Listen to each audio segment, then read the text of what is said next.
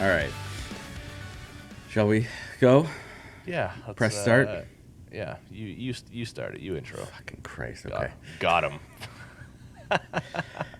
Welcome to episode 20 of the Conversation of Pop Punk Power Hour.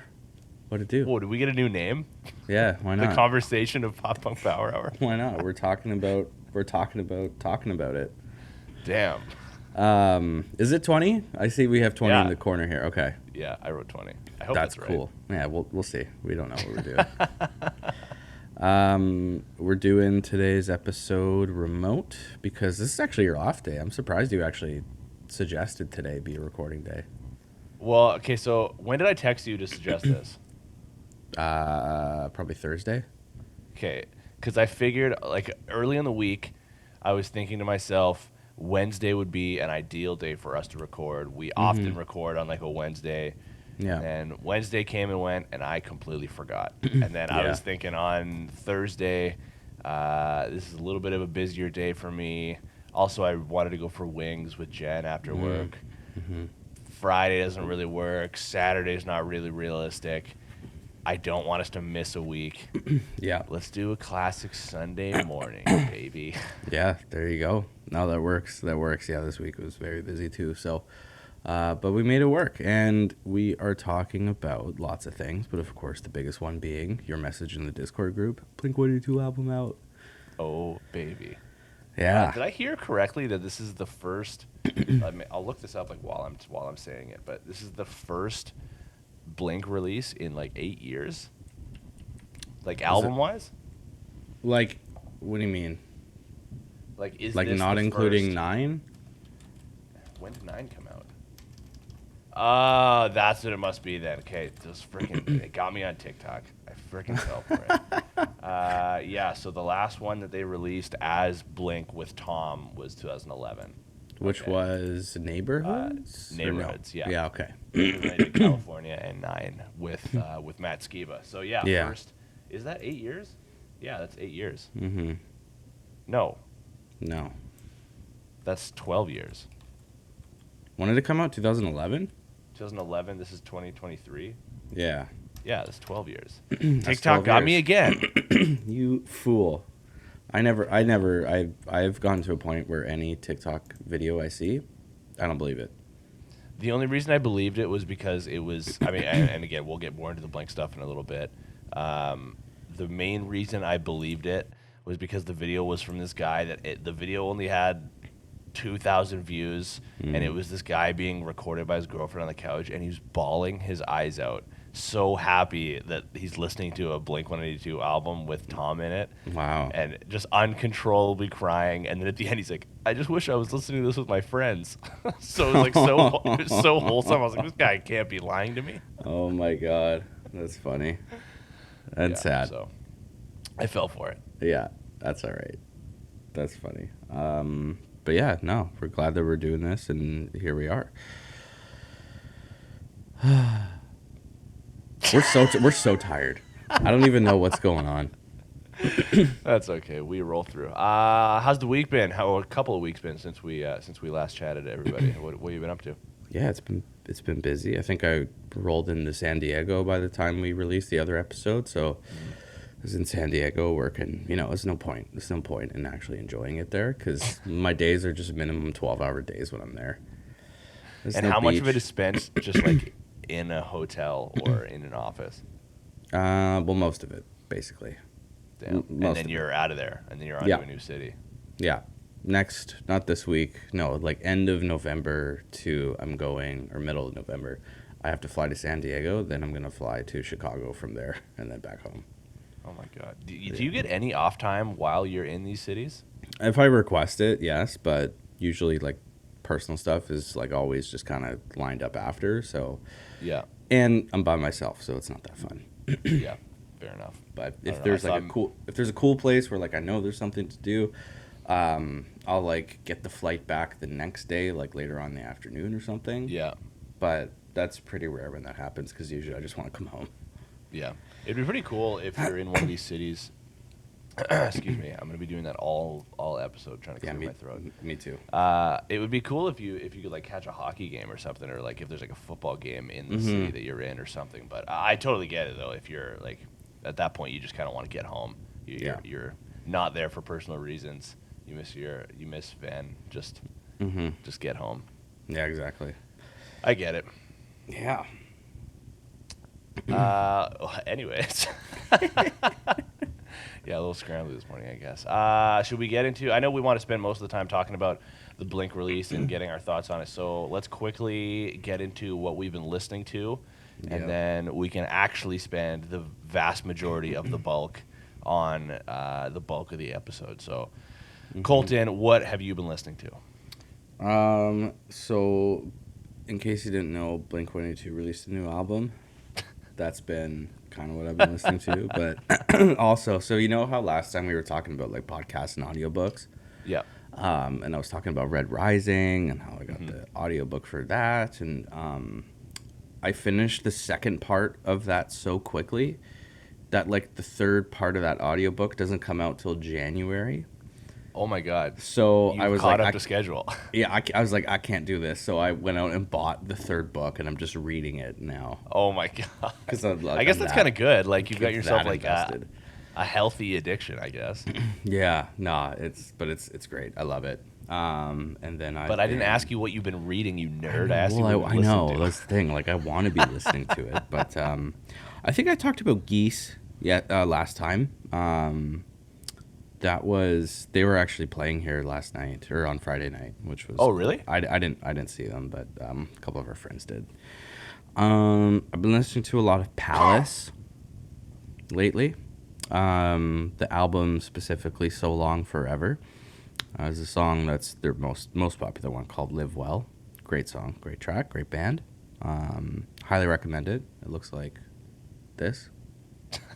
to the people watching on YouTube. Yeah, and for you, you know. Oh, and for me. Other than that, no, it's been tough. You know, when you go in those ruts where you're like, I hate everything I'm listening to. You know? Yeah, I feel like I've for the most part been going through that for the past year. Where I'm so tired of my music. Do you listen to Real Friends? I have kind of an issue with Real Friends. And so you actually sent me one of their albums. Yeah, and it's awesome. Because Kale texted it to me. He's like, this album is great. And I listened to it, and I was like, you are right. This album is really good. And the album is There's Nothing Worse Than Too Late. Yeah. I meant to talk about it last time. I completely forgot. But yeah, it's fantastic. Let me explain. Okay, so you talk about it, but let me explain why they bother me.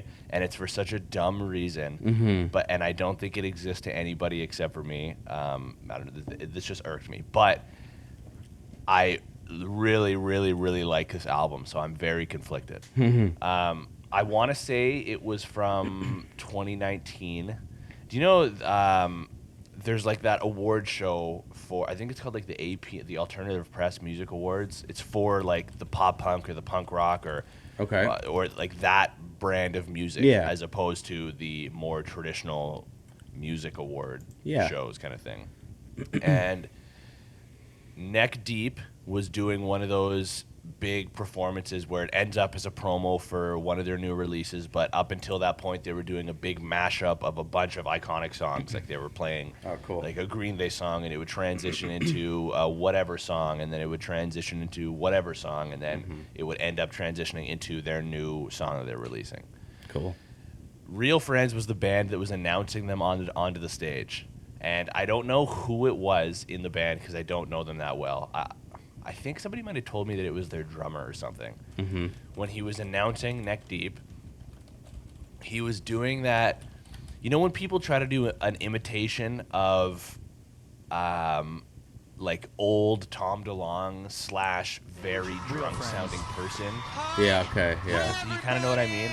Yeah. So like he went into the mic and was like, we're here to introduce a band. And this band is going to play one. And it was just like, shut the fuck up. It was super cringy. Yeah, I'll send you the video, or maybe like we can cut into this, like the version of it that I'm talking about, and it just pissed me off so quickly, and Oh to the my point now God. when I hear something from real friends, I'm like, because I usually really like what I hear from them, Yeah. but I always have that extra thought of, that fucking guy. That's We're funny. here to announce a band. Maybe he's just having goofs, you know? Even if it's a goof, I hate it. I hate it. That also reminds me of your gripe with Knuckle Puck. Yeah. Wait, do you know my gripe with Knuckle Puck? Yeah, you told me about it, and like I don't know if it was this podcast or if it was like the OG Pop Punk Power Hour, but there Yeah, was some so- conversation we had, but I don't know Okay, if you so told it just a here. refresher, and for anybody else that hasn't heard my gripe with Knuckle Puck, they went at this guy, this YouTuber who does a lot of pop punk content. His name's Jared Alonji, or Jared Alonge. I'm not entirely sure how you pronounce his last name, but he makes fun of bands, and a lot of times like bands will get on board and be a part of the video. So he made these T-shirts that were kind of playfully making fun of Knuckle Puck, and the shirt said "Canukle Pook." Everything is phonetic. That's what the Which shirt is said, Funny. which is really funny. And then on Twitter, the band like went at him saying, "You're stealing our content. Like, this is insane. Like, what the fuck is your problem?" Like, going really hard at this guy. And then he sent screenshots of their merch store, and they have the original PlayStation logo, but instead of a P and an S, it's a K and a P.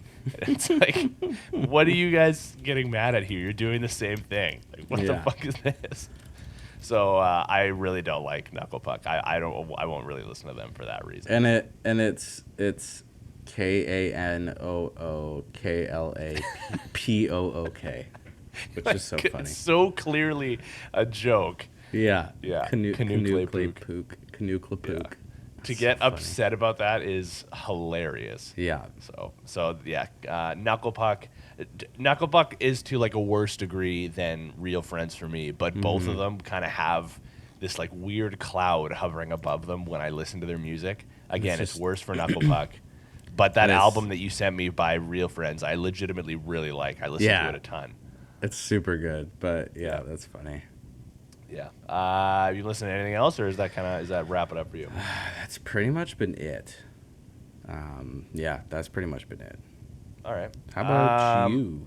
Yeah. So, do you ever get that thing where somebody texts you, whether it's a song or just in general, and you forget to respond, and then all of a sudden it's been like 6 days, and now you feel awkward about responding because you left it for so long? Do you ever do that or get that?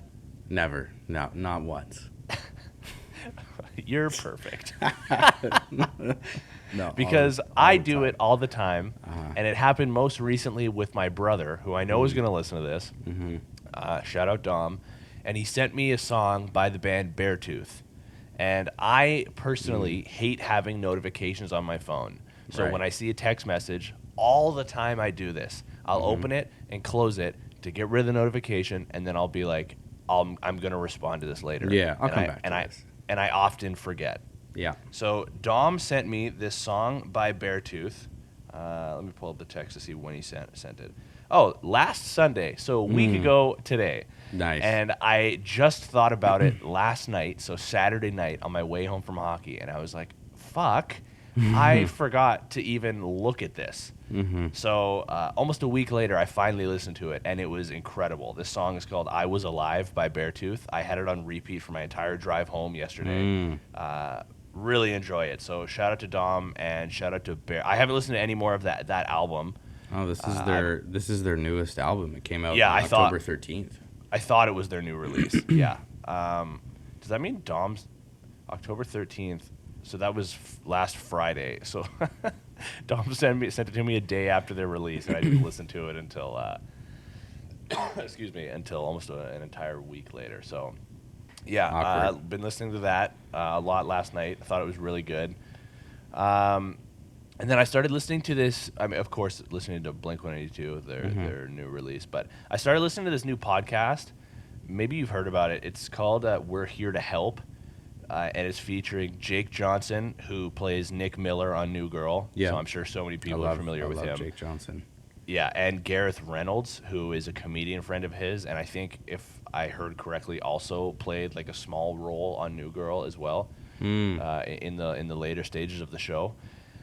I have to tell you, I don't think the character of Nick Miller is that far off from Jake Johnson in real life, unless he's just playing a bit for this podcast. But I really don't think it is, or I really don't think he is. Which is great. Which is so funny. Like it's incredible. So the premise of the show is they take callers, and it's usually like 2 or 3 an episode. The caller has some sort of problem that they're dealing with. It's usually not like a massive problem. For example, one of the problems that was on the latest episode was this wife of a husband, obviously, is really annoyed with her husband because he goes for a run early in the morning, and when he comes home and showers, he starts stretching naked in their bathroom, and they don't have a door to their bathroom. And she's like, I don't want to watch him do this. So they try to give their advice or suggestions to fix this issue. And it's really easily consumable. I think episodes are less than an hour. I think they're closer to like 30 or 40 minutes every single episode. So they're very easy to hammer through. And they're really funny. So I would highly suggest listening to that. And it's a pretty new podcast, generally speaking. Their latest episode was only their 19th episode. Look at that. We're one ahead of them. Wow. Bunch of bitches. Except they started August 22nd. Shut up. Shut up. So, yeah, highly suggest listening to that, especially if you are a fan of New Girl, because, like I said, I don't think the character of Nick Miller is that far off from his own personality. And on top of that, they bring in guests all the time, and I'm pretty sure they've brought in every character from New Girl already. They've had Zooey Deschanel. They've had Max something, who is Schmidt. They've had Coach. They've had Winston, and alongside some other people as well. So that has been what has been dominating my ears since we last talked. Okay, I'll give it a listen. Yeah, highly suggest. Give Should we get into the bulk here? The reason that everybody is listening to us and the reason that we're here talking this early in the morning? Absolutely. It's blink time, baby. It's blink time, baby. If you have been living under a rock or have not been paying attention to any of what we've talked about this episode or aren't a part of our Discord, which shout out to our Discord, go hop in there. Blink-182 has released a new album as Blink-182, like we talked about last week, the whole question of what is Blink-182. So as Blink-182, Tom, Travis, Mark, they've released their first album together since Neighborhoods, which came out in 2011. The new one is called One More Time, the same title as one of the singles that they released that, again, we talked about maybe on the last episode, maybe on the one before that. I don't entirely remember. But, yeah, new studio album with a bunch of songs on it. Let me pull it up quickly. And while you're pulling it up, couple things. Right now, they are headlining the When We Were Young Festival. That's right. That's going on right now. This first show was last night. Second show's tonight, which I really wish we were there. I think we should really make an effort to try to go next year. I think it's happening next year. That would be really cool. I think it would be a lot of fun to do. And Mark posted a video this morning of like after they just walked off the stage. He's like, I just tore those 60,000 people a new bunghole. And I don't know why I said bunghole, because I was just swearing at them for the last 2 hours, so I tore them a new asshole. And he's like, I have a new asshole. His name is Tom DeLonge. And then walks off the stage. It's so great. What the fuck? So that makes me happy. But yeah, it's been 20 years since Untitled came out, which I think is their most... Are you joking? No, since I think that is their most when they were their most Blink. And yeah, almost 20 years ago, like November something. Oh my God. Yeah, November 18th, 2003. Holy fuck, I had no idea. Yeah. Wow. And I'm just looking here as well. Oh, no, I thought that was maybe going to be their top selling album, but Enema of the State. Oh, really? At least in the U.S. Yeah. That makes sense. I was thinking that or Take Off Your Pants. Yeah. I'm looking on Wikipedia right now, just looking through the album titles, and it's crazy seeing the. I mean, again, we'll get more into the new album here in just a sec, but like you see the self-titled or the untitled album in the U.S. 2.2 million sales, and then the next one, Neighborhoods, 353,000. Wow. 977,000. Damn. Holy shit. I mean, it is hard to compare those numbers because that's just pure, right? That's not sales or anything like that, or like streaming or anything like that, right? Yeah. That's hard. Yeah, but I'm sure the numbers would be different now. But that's tough. Yeah. Regardless.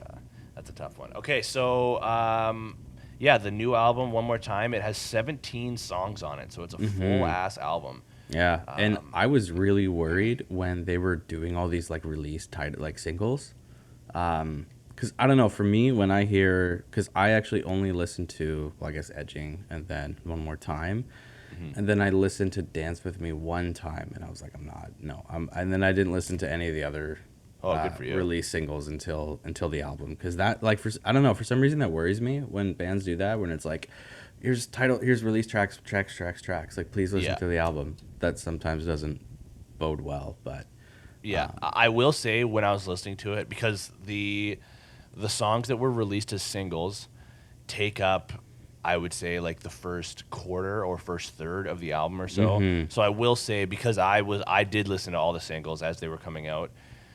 Not that the album like took a little while to kind of kick in for me, because like the first song is Anthem Part 3. That wasn't released as a single, so that was like an unbelievable start. But after that, it felt like it was single and single and single. So until it hit the part of the album when it was like back to back to back to back songs that I haven't heard before, that was kind of when it started to hit me. So for my first listen through, kind of just rehearing the singles, not that I dislike them by any means, because I do really like them, and I do really like the album a lot.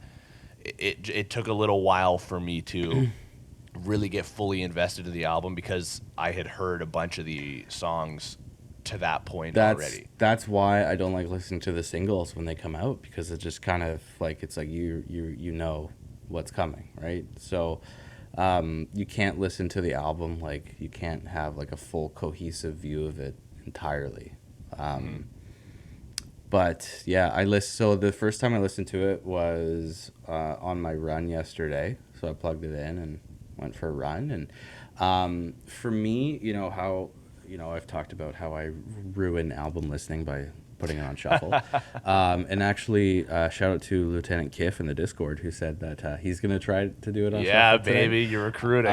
Which is awesome. So, funny enough, I thought I put it on shuffle, but it was just on the normal, because I'm running, so I'm not seeing like what's coming up next or anything, right?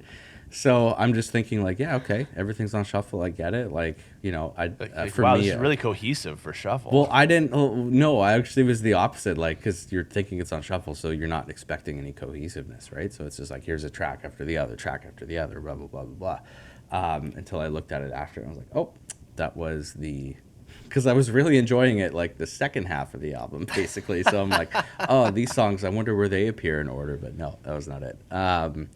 But, when I was listening to it, it's hard, especially for a first listen, not to immediately compare it to past albums.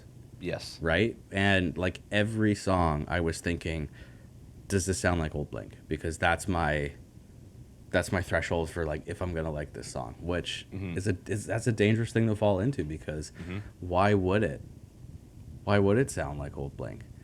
Not in terms of lyrics or anything like that, because obviously there's going to be some maturity, which there is, but it was more the actual like musical instruments and like the playing of it. Like, is that the same kind of style as what they would play 20 years ago?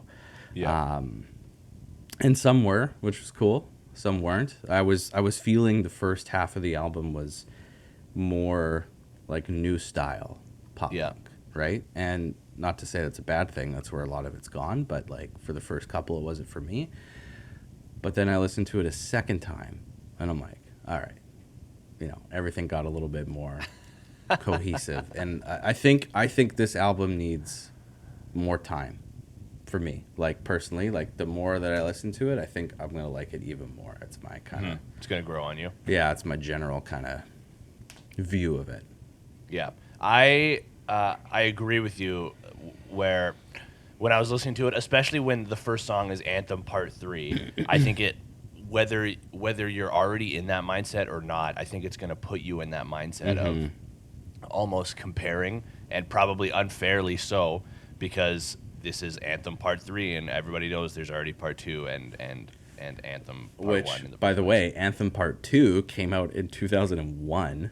That's so fucked up. So thinking like 20 years difference between part 2 and part 3, because like it's really interesting, because I think doing like a part 1, part 2, part 3 comparison would be cool. Because Oh, like, that's a really good idea. because part 2 is all about like, you know, if we're fucked up, you're to blame. It's like Yeah. we're the kids, you're the adults, but now it's like, ah, shit. Now we're to blame. Yeah. Yeah, so I think that song almost sets the stage for a little bit. And we talked before, even with the whole their single One More Time, how they're really trying to, you know, feed into that nostalgia factor and remind everybody that this is what we've been in the past and we're back. You know, we're doing this again. I think they are right off the bat on the album with a song like Anthem Part 3 trying to continue to feed into that nostalgia factor and get everybody kind of in their feels that are the diehard Blink fans. And I think they did a good job of that, because that's certainly how I felt as well. And based on that TikTok that I was talking about earlier, that guy also felt like that. But yeah, I mean, like, I don't think we really need to talk too much about the songs that are kind of in a row that we'd already heard before, like "Dance with Me," "Fell in Love," and again, I'm not meaning to talk down on these songs, because I also really like these as well. It's just that we had kind of heard these, or at least I had kind of heard these already. Anybody that was following the singles had kind of heard these already. It's kind of after Edging and You Don't Know What You've Got. That's when it gets into the stretch of how many songs here? 1, 2, 3, 4, 5, 6, 7 in a row that are brand new, that we've never heard before. Yeah. And so for me, that's when it was a lot of the kind of analyzing, I guess, Yeah. of where this stands up for me as a Blink album, because now it's stuff that I've never heard before, and to that point, I really like it. Like, I just to get your kind of wheels turning a little bit, I think I'm going to ask you in a little bit, so I don't totally want to put you on the spot. I want to ask you where you would rank this in terms of Blink albums, and I'm just talking about studio albums. I'm not talking about live. I'm not talking about greatest hits. Excuse me. I'm not talking about EPs or anything like that. Just their studio albums. I'm going to ask you where you think this slots in. But there's a lot of good songs on here that I think, even if I wasn't just listening to the album because it's a new release, I think there's a lot of new Blink songs on here that I'm going to be adding to the to the cycle of songs that I'm going to be listening to in a cycle pretty frequently here. And I don't think that happened at all. Again, we talked last episode about, you know, what songs do you remember from California and from Nine? Man, none of those songs from either of those albums, I don't think there's a single one that's saved in my, like, on my Spotify of liked songs. I don't think there's a single song from either of those albums that I've listened to since the release of those albums. Maybe California is a little bit different, because that was kind of the first. I mean, that was the first Blink album in a while, and that was the first Blink album with Matt Skiba, so that was like a highly anticipated one. And There's a lot of radio play too for California. You know, I still listen to Bored to Death and Cynical off that one. I think that was the first single that they released. Yeah. And again, you talk about radio play with the anticipation of that one. Like, that wasn't just the first album with Matt Skiba. That specifically was the first song with Matt Skiba. So that one being so highly anticipated, I'm sure that one got a shit ton of plays compared to the rest. But I think there's legitimately a lot of songs on this album that I'm going to be adding to a playlist, and I will have a lot of fun listening to as individual songs, not just listening through the album in an order kind of thing here. Yeah. Are there any songs to you that kind of stand out among the rest? Are there any that caught your attention pretty quick? Yes, there's a couple. I want to do like say your favorite song on three, 1, 2, 3, and then. But, because like, do you have? Because I'm gonna ask you. Do you have like a standout track? I have a couple, but Yeah. I think I do have a song. If you were to say name your favorite track, I think I do have a song that I could say out loud. Yeah, I've got two. First one. Do you want? Wait. Okay. Do you want to try it? Yeah, let's try it. Okay, count it. Say it. Do it. Okay, so 3, 2, 1. Then we say. Okay. Yeah. Okay. It's gonna we're gonna be different. It's gonna be funny. Okay. 1, 2, 3. Turpentine. Bad News. Okay. Oh. You know what? I did actually really like Bad News. Yeah. Listening to it for a second time because I listen to albums weird, and I don't know if like how I actually like listen and process to albums is different than other people. But I can talk about that. But Turpentine I really liked, and also Terrified.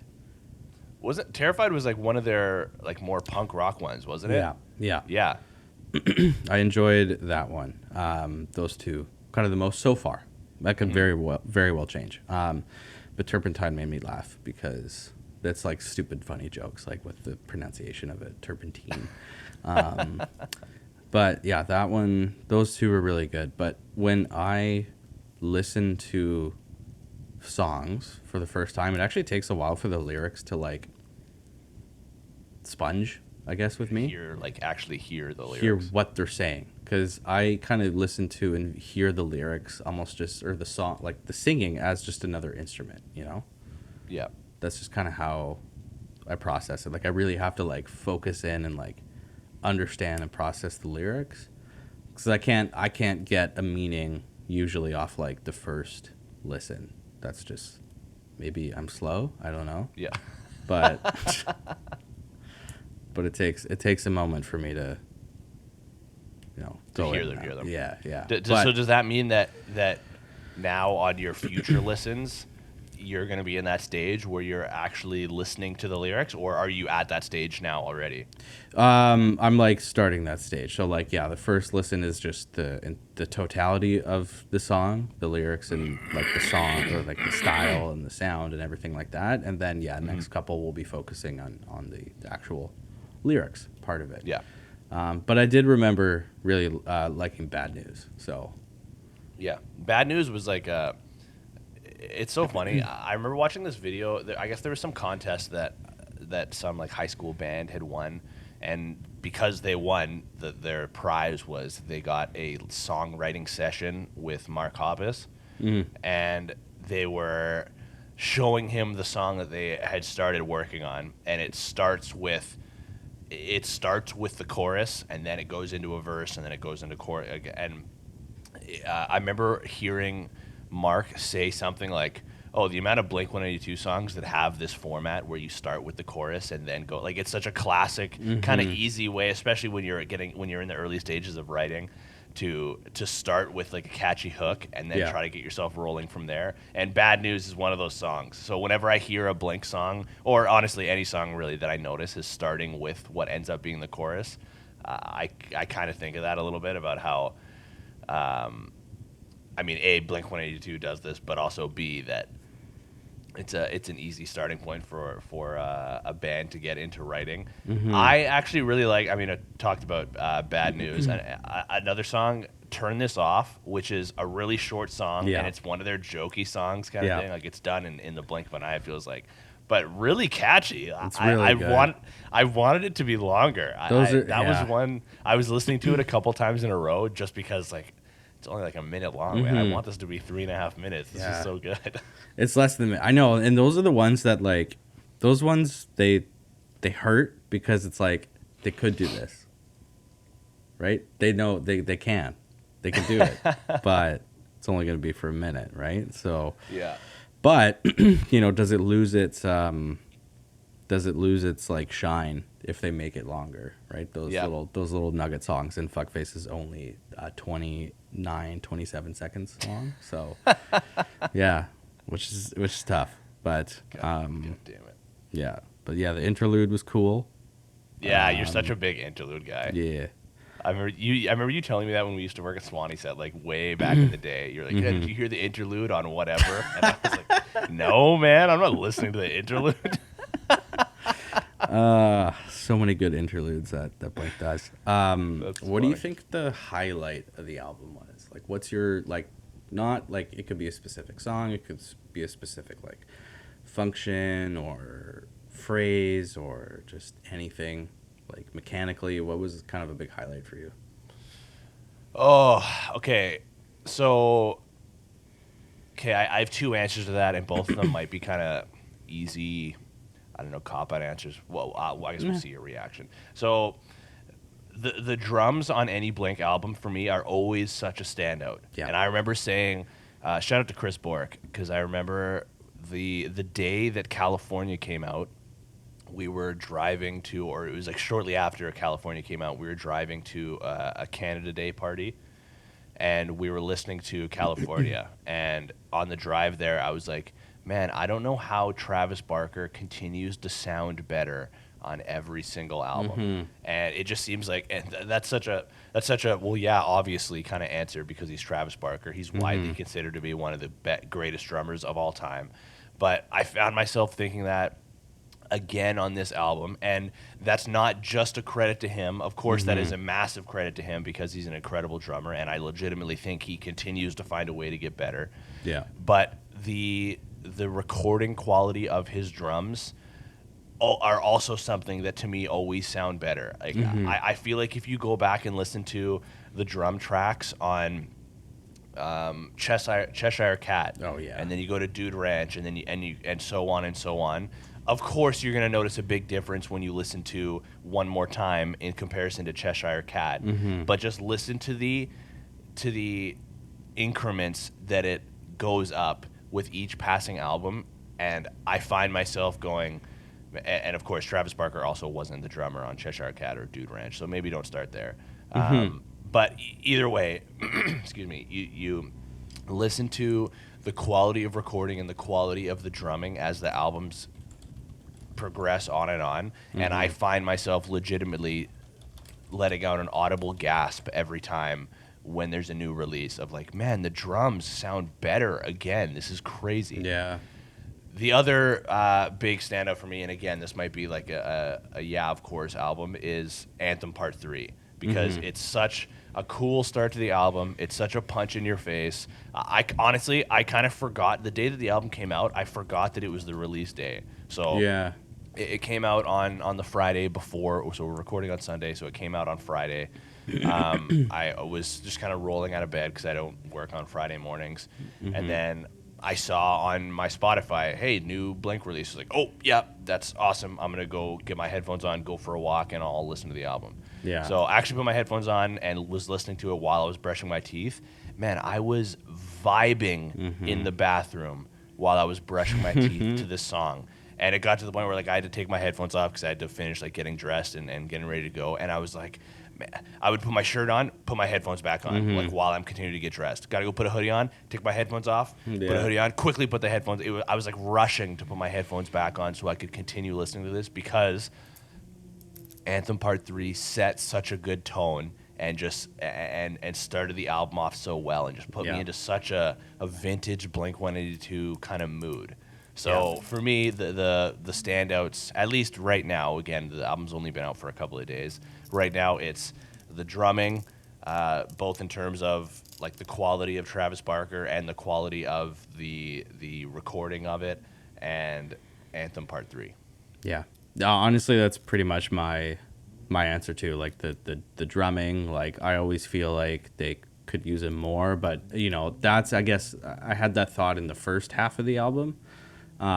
Because those, you know, those release tracks were more of the new age kind of pop punk, where it's just it is kind of that basics, but the second half is really where it kind of shines and stands out. But yeah, I think again, just from kind of that second listening through, focusing more on the lyrics, I think it is cool to see, because a lot of them are about like their past issues, their health issues, or even like their issues with each other or some girl relationships. But there's always a nice sprinkling of vulgarity for the sake of vulgarity, which is just which like helps kind of pad it for being too sappy, Yeah. So it's always nice to see that classic version of Blink inside there. So I think it's so funny after the next song following Anthem Part 3 is Dance With Me. And you're in this awesome mood of that Anthem just put you through, and then the next line you hear is Tom being, when I teach masturbation, I just say just have fun with it, It's like what a jarring switch. The breakneck, yeah. So that's, again, imagine listening to that on shuffle and be like, oh wow, what the fuck. Yeah. Or pretending you're listening to it on shuffle. Yeah. So yeah, That's funny. that's kind of it. And but yeah, no, I think this is definitely one for me that'll get better the more I listen to it. Yeah, I had a thought. It completely derailed because somebody started vacuuming right above my floor here. So Okay, well, while you're thinking about that, I'm going to get you thinking about what I hopefully got you thinking about earlier. I'm going to ask you now to rank this album in terms of the other studio albums that they have. So while you're thinking about it, just to remind everybody, I'm going to go down the list of the albums quickly so they're fresh in everybody's mind. And then if anybody also wants to send us where you would rank this album, feel free. That would be a fun little debate. So the albums, in order from oldest to most recent, we have Cheshire Cat from 95, Dude Ranch from 97, Enema of the State, so now we're in the Travis Barker era, that's from 99, Take Off Your Pants and Jacket, 2001, the Untitled album from 2003, Neighborhoods, 2011, now we enter Matt Skiba, Realm of Blink, California, 2016, 9, 2019, and now One More Time from 2023. I don't necessarily want you to rank every single one in order. Like, you don't have to go one through however. But maybe give me your top 3 or top 5 albums and tell me if this album isn't in at least the top 5, tell me where you would put it.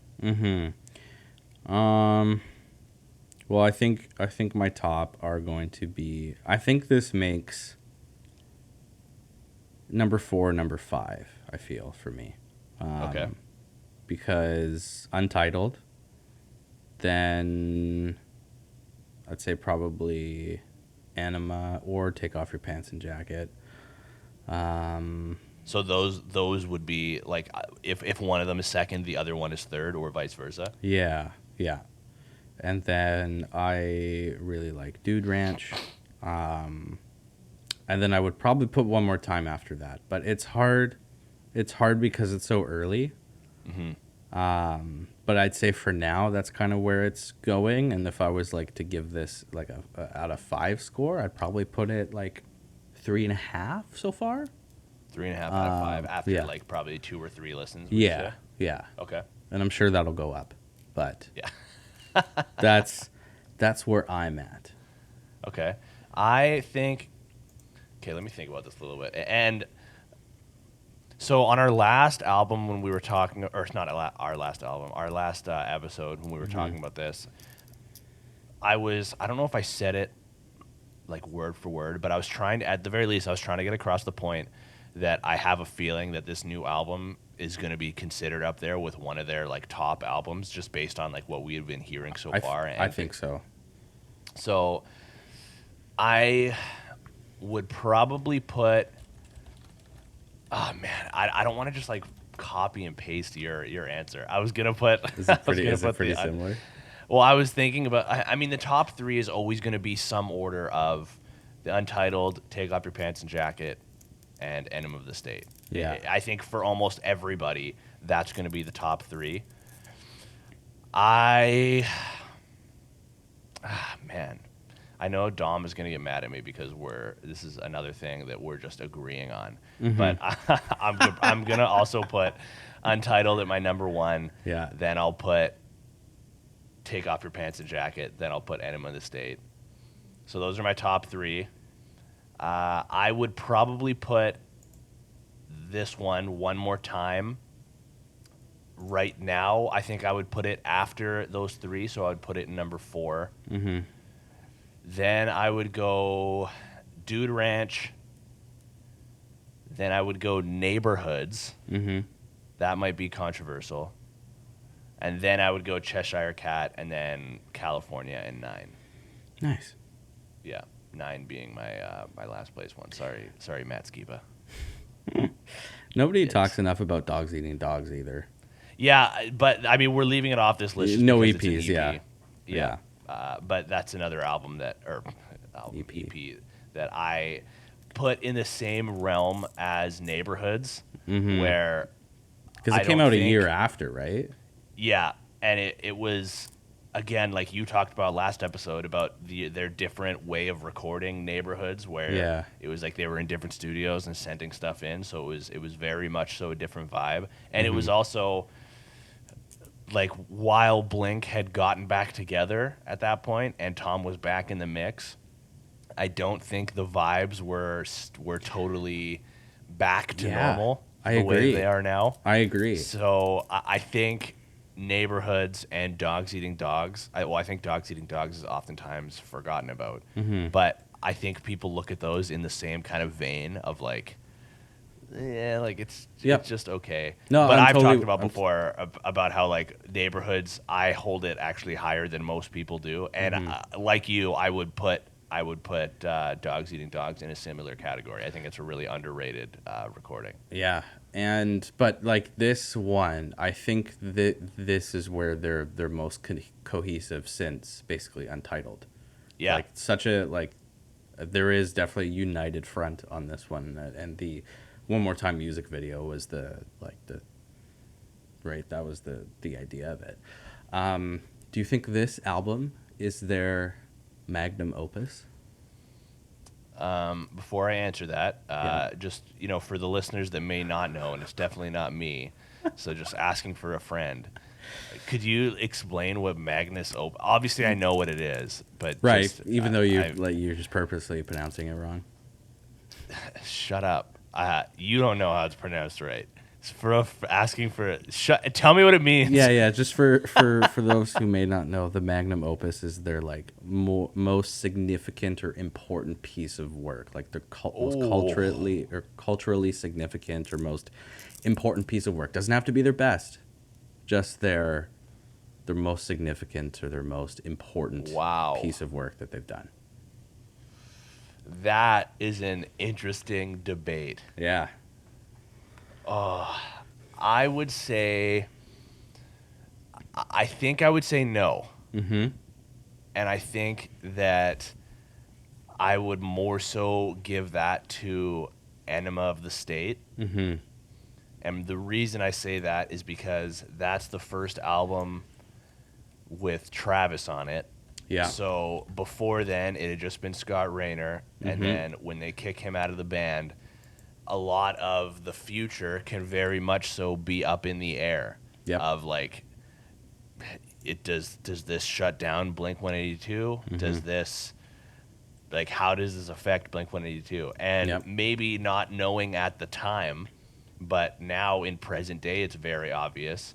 They added to their band, again, someone who is widely considered to be the greatest drummer, if not one of the greatest drummers of all time.